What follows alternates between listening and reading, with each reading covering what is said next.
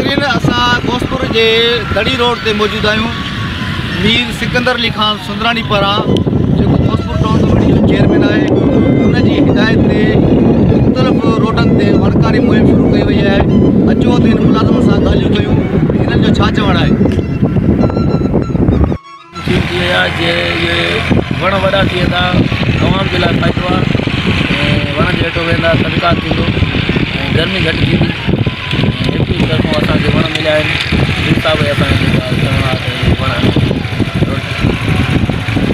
वणकार जे लाइ इन चवंदासीं त असांजे चेयरमैन साहिबु मीर साहिबु सिकंदर साहिबु ऐं असांजे वण जे लाइ मोकिलियो आहे ऐं वण पोखियो ऐं सत्कार थिए, आवाम खे सुख थिए, आवाम सत्कार में हुजे ऐं ॾाढो सुठो थियो आहे। असांखे ॾाढी भली ॻाल्हि आहे। चेयरमैन साहिबु असांखे हुकुम कयो आहे वण लाइ पोखियो।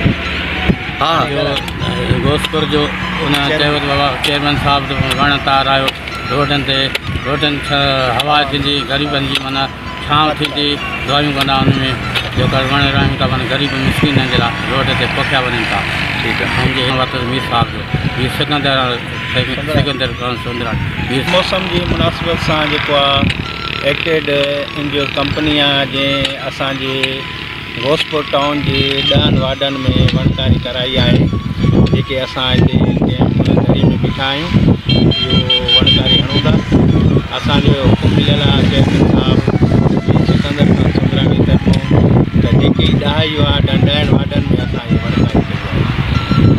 नाज़रीन तव्हां टाउन कमेटी घोसपुर जे मुलाज़िम जूं ॻाल्हियूं ॿुधियूं।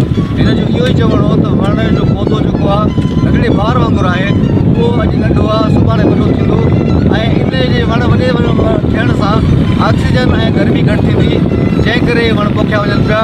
नज़ीर मीरानी, सोच TV, कंदकोट।